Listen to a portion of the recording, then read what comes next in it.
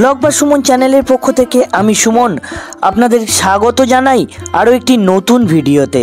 Video শুরু করার আগেই সকলকে জানাই বিজয়া দশমীর শুভেচ্ছা। মহাসমারোহে পালিত হয়ে গেল বাঙালির প্রধান ও শ্রেষ্ঠ উৎসব দুর্গাপুজো। ইউনেস্কো স্বীকৃত এই উৎসব আজ বিশ্বে সমাদৃত, বহুল প্রচলিত।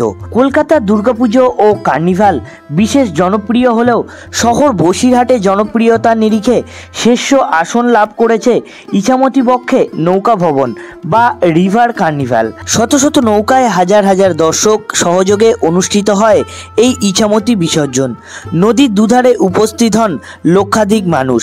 জাতি ধর্ম বর্ণ নির্বিশেষে এই উৎসবে মেতে ওঠেন সকল বসিরহাটবাসী। আমাদের আজকের ভিডিও 2024 সালে অনুষ্ঠিত হওয়া এই রিভার কার্নিভাল বা ইছামতি বিসর্জনকে নিয়েই। এবছর 13ই অক্টোবর রবিবার ইছামতি বক্ষে অনুষ্ঠিত হয় এই রিভার কার্নিভাল। বন্ধুদের সঙ্গে আমিও এবছর সামিল হয়েছিলাম উমার বিদায়বেলার এই অনুষ্ঠানে। দুপুর 2টো নাগাদ ইটিন্ডা ঘাট থেকে শুরু হয় আমাদের এবছরের কার্নিভাল উৎসব।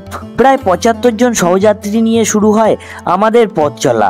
এরপর প্রায় 30 মিনিট নৌকা ভ্রমণের পর আমরা পৌঁছাই বসিরহাট ব্রিজের কাছে।